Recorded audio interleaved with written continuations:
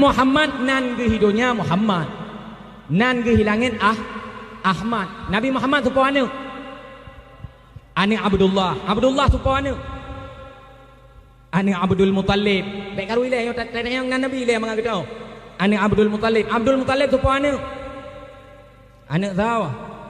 Anak Hashim. Hashim tu mana? Anak Abdi Manaf. Abdi Manaf tu mana? Kadua.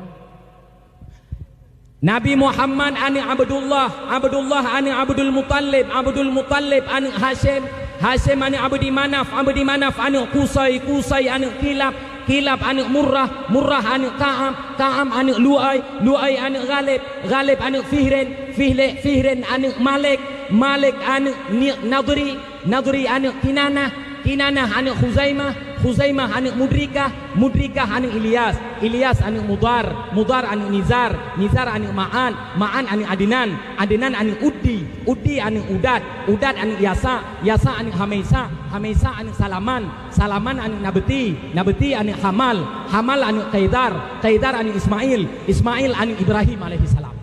Terus Nabi Ibrahim, saya ulang dia. Ibrahim ani Tarikh, Tarikh ani Nahur, Nahur ani Saruq, Saruq ani Arghu, Arghu ani Faniq, Faniq ani Abir, Abir ani Syalih, Syalih ani Arfakhsyas, Arfakhsyas ani Sam, Sam ani Nabi Nuh alaihi salam. Terus pada Nabi Nuh.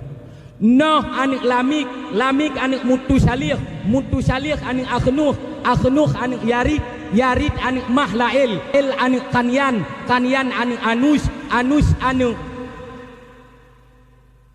Sis ani Adam alaihi salam. Katru Nabi Adam. Baik pegah galak ke Nabi, punya keturunan Nabi hanan tu tahu.